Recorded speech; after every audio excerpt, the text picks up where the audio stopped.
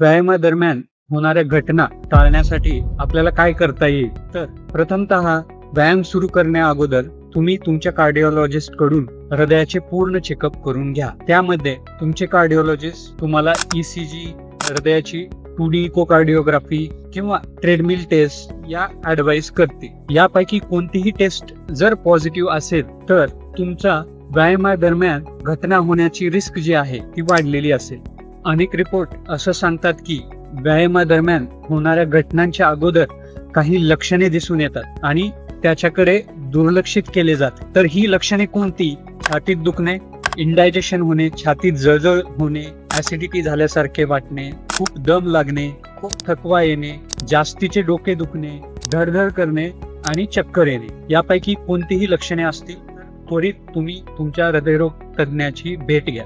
यासारख्या घटनांच्या विरोधात सर्वात महत्त्वाचे संरक्षण म्हणजे नियमित व्यायाम करून शारीरिक तंदुरुस्ती वाढवणे आणि व्यायामाच्या सत्रामध्ये वॉर्मअप आणि कूल डाऊन चा समावेश करणे.